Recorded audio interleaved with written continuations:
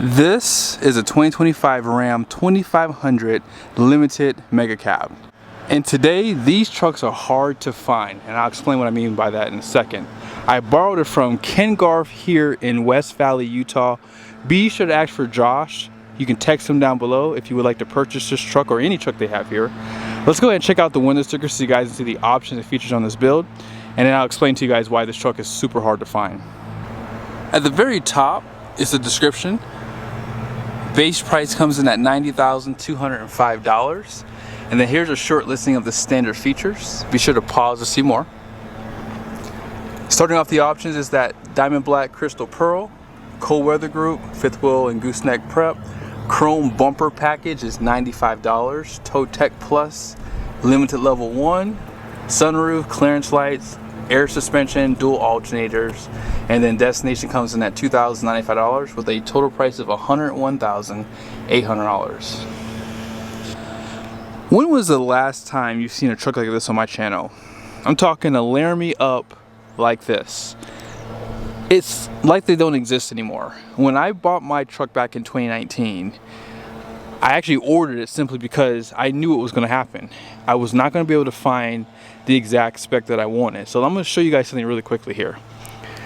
If you even go back just to 2019, you would have never seen this. So let's just walk down the line. Now most of these trucks here are Laramie trim, okay? You guys see these trucks have the chrome on the grills. However, they have painted bumpers. This is limited right here. Night edition.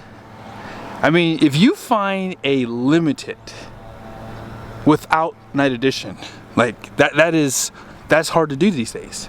But yeah, every truck, all the way down to the end here, have painted bumpers. That was so hard to find just what, 6 years ago. If you go back to 2019, you would have seen probably 60% of the trucks with chrome bumpers. If it was a Laramie trim, even a limited trim, they would get delivered. Now back then, if you wanted painted bumpers, you had to pay to get them painted. And as you guys just saw in the window sticker just now, if you want chrome bumpers, you got to pay to get them chrome. And I want to say it was like $395 back then for the limited to paint the bumpers, because at that time Night Edition was not available. Had it been available, I still wouldn't have got it because I wanted that lighter color interior. But with that being said, this is a hard to find truck, and it's a 2025, which means if you're looking for a mega cab limited with chrome bumpers, I found one for you. That's why I did this video, simply because it's so hard to find this spec here. And this is, I think, my first time seeing these wheels on a limited too. I've done a Longhorn video with these, and I like the design. It has that machine face with the blackout. Looks good. Of course, you get the fender flares. Now, obviously, if you don't get the Night Edition, you don't get the Sport Performance hood. If you guys see the premium lighting, adaptive cruise control, has the 360 camera. Recovery hooks are now finished in black too now. And then here's a quick peek at that solid front axle. And then these are the Firestone tires. Transforce AT2s. And then here's that size right here. LT 285/60 20. 33.5 inches tall, 11.2 inches in width. And capacity, it's right here. 3,640 pounds at 80 PSI cold. 8 lug, power deployable running boards. And I love the way the Mega Cab looks. Such a nice pickup. Air suspension, so this truck's gonna have the best ride in the segment. 31-gallon fuel tank, and you have a 7.5-gallon DEF for 25 plus trucks. And you gotta buy your truck with this. And of course, if you want the chrome bumpers out front, you're gonna get the chrome out back too. And you have more of that chrome here too as well. Now this truck does have the 12-way plug with 7-pin. And then this is your tow mode plug right there. LED license plate lights. And this truck is also gonna have a Class 5 hitch. 342 rear with anti-spin. There's a light there that shines down for your conventional hitch too. 5th wheel prep package, 4 and 7 pin, 400 watts of power, bed lights, and then it does have the full LED tail lights too. And I like how they hide those parking sensors on that plastic trim piece. It's a good looking pickup.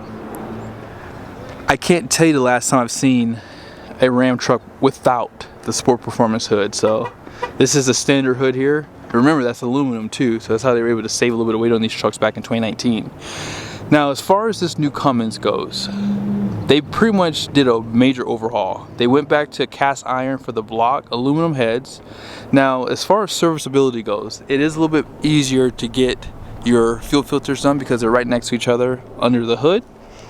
And oil filter is in a more convenient spot right there. They did do some updates to the EGR, to this intake. The sensor here is a little different. Your alternator is right down there, and then the second one is right here. Okay, new intake manifold. They also have larger intake and exhaust valves. I think those things help contribute to the extra 10 horsepower. So it now has 430 horsepower, 1,075 pound-feet of torque. All that power goes through a new 8-speed transmission known as the ZF Torque Flight. That transmission is pretty much the power line that's found in the Kenworth trucks and the Packard truck. So good news is reliability is there already out of the gate, and I'm glad that Ram did that. They didn't just put a brand new transmission in these trucks. They came out swinging, and now they have the best transmission. I wish I could put this in my GMC personally, just saying. But yeah, overall good engine because they fixed a few things, like the cast iron block was one of the things that they fixed, and we'll have to wait and see if it's gonna be the Cummins that we all know to go 500,000 miles without any issues. This is where I believe Ram is still winning on the interior.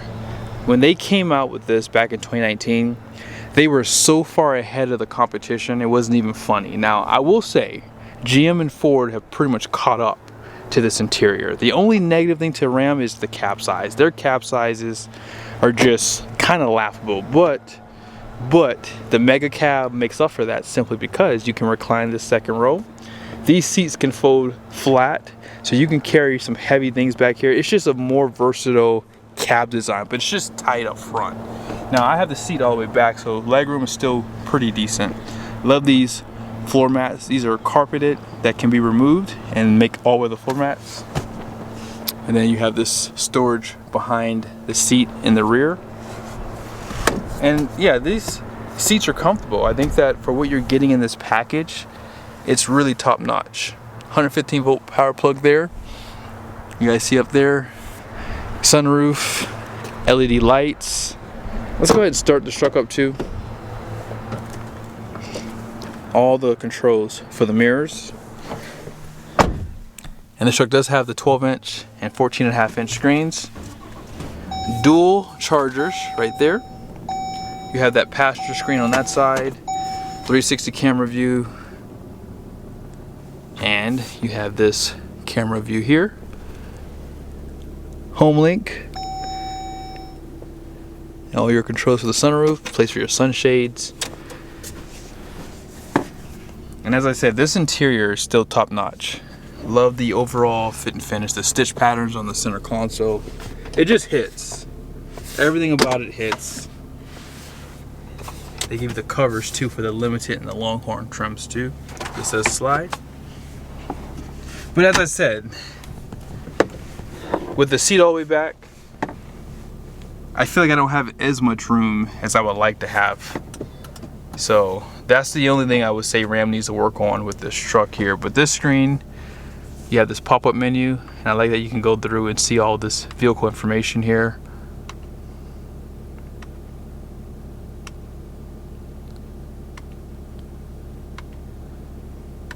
Okay. And on this 14.5-inch display, you can customize what you see down below here. You can move things around. I would have liked to seen massage seats though for this truck. Just saying, that's the only thing I would like to say. Is for the half tons they have it, but for the HDs we still don't have that option on this. Go to dashboard, you have off-road pages. Shows you altitude. You can lock that transfer case. Your towing and trailers. You can have up to 4 trailers saved. And if you have the tire pressure monitoring system, you can hook all that up too. You can set the trailer gain all right here. It's really nice stuff. I like what they've done with this system. They've done a really good job, I would say, overall. Now if you want to turn on your heated and ventilated seats, you don't have buttons on the outside, so you can hit this. It's like a quick menu that pops that up for you. And here's that full screen navigation. You should be able to see full screen navigation on this side too. Let's see. Maybe not. On the half tons you have that option, but not for the HDs. Again, hopefully that is something they add to this truck. Let's go ahead and check out the payload. Gross axle weight rating out front is going to be 6,000 pounds. The rear is 6,040. Gross vehicle rating is 10,190 pounds. 20 by 8 wide wheels. And all-in payload is 1,803 pounds. Now, here's what I'll tell you. Oh, real quickly before I discuss that. 65 PSI all the way around. You can now get an 11,040 pound gross vehicle weight rating on these 25s and 26s. I wonder if Ram will allow people to re-rate these trucks, because if you can up that number for the gross vehicle weight rating, you can actually have over 2,500 pounds of payload for this truck, which would be a lot more beneficial. But maybe I'll have to look into that in the future. I would like for Ram to maybe introduce something like that for these earlier 2025s, because when you have the mega cab, and of course with the new transmission and the cast iron block is heavier than the compact graphite iron, it does hurt the payload capacity. So yeah, I'll have to look into that. But be sure to subscribe to the channel. If you would like to purchase this truck, be sure to ask for Josh. See you guys in the next video.